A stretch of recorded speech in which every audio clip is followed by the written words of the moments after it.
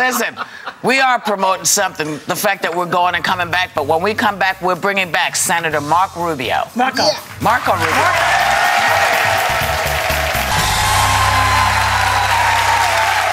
One of the major questions in campaign 2012 right now is whether Mitt Romney will ask Florida Senator Marco Rubio to join his ticket as vice president.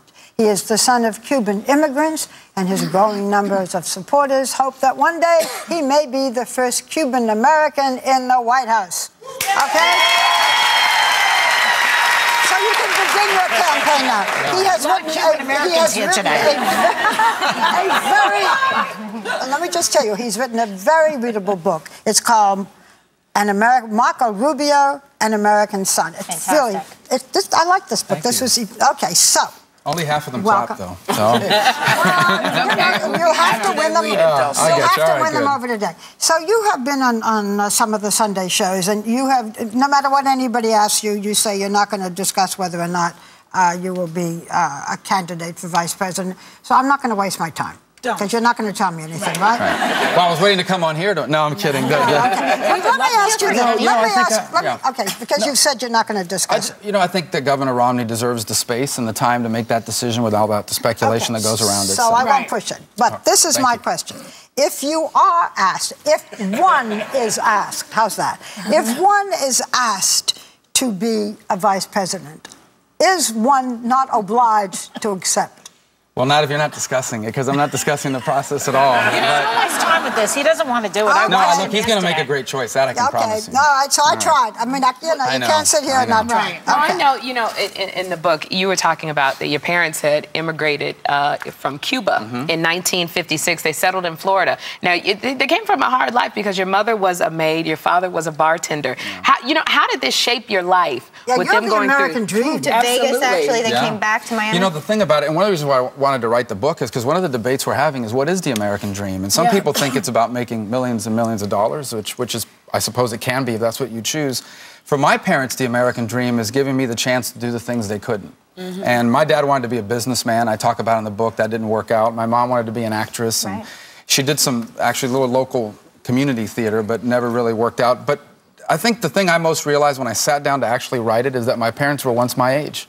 And when they were my age, they had hopes and they had dreams and they had things they wanted to do. And for multiple reasons, it became impossible. Their whole life became about giving us the chance to do the things that they couldn't. And look what happened to their son. That's great. You know, go ahead. What? I was going to ask you, talking about immigration, because it's a big question right now. And I'm curious, do you think there should be a path to citizenship for illegal aliens? The problem with immigration is really complicated, and I try to touch upon it in the book from my point of view. I can see both sides of the debate. It's not a black or white, yes or no issue. On the one hand, these are human beings, the vast majority of whom are coming here in search of a better life. As I say in the book, they are doing exactly what all of us would do, any of us would do, if our kids were hungry, if our children had no opportunity. On the other hand, we have to have immigration laws, and they have to be respected. And I think we need to remind people that 1 million people a year permanently immigrate to the U.S. So do you have a solution? No other country. Are you against the DREAM Act? Well, I'm against the DREAM Act the way it's written. I'm actually working on an alternative. I think it's too broad. I think it encourages illegal immigration in the future.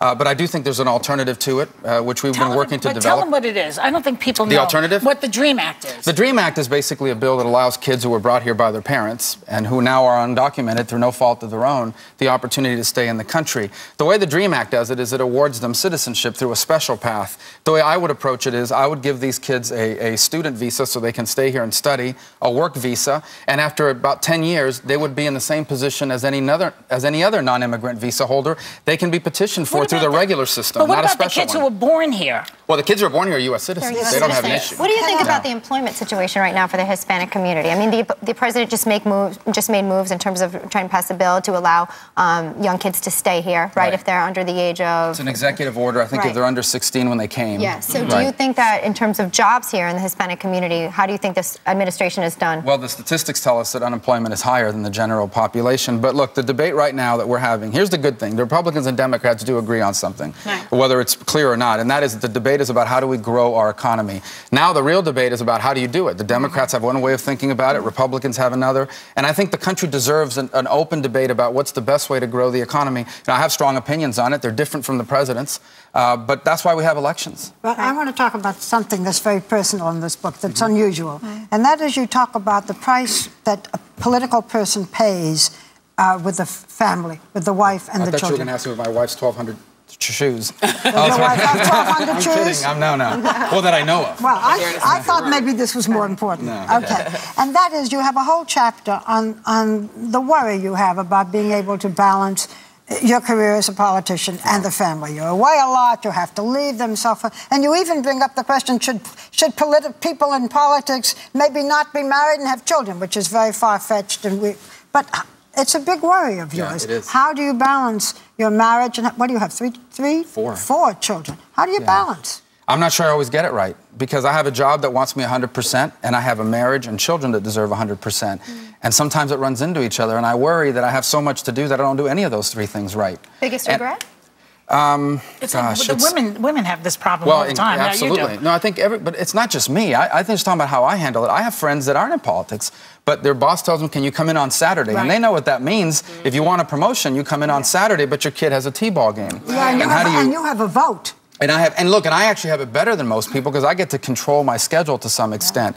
Look, I don't know if I get that right, and that's my biggest worry. And I think what I think about is we had 100%. When my dad came home, he was a bartender, but when he punched the clock, he was home. When I'm home, sometimes I'm not home. I'm on the email. People are calling me. They want to know things.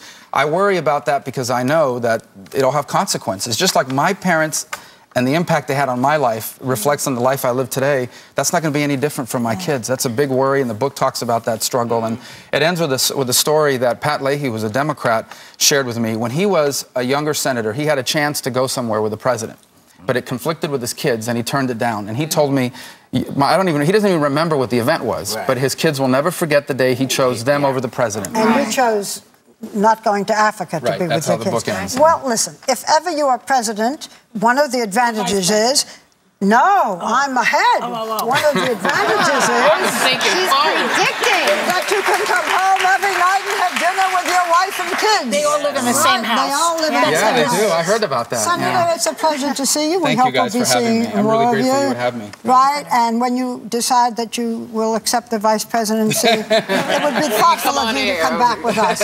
Thank you, We thank you guys. very much. Senator Marco Rubio, members of our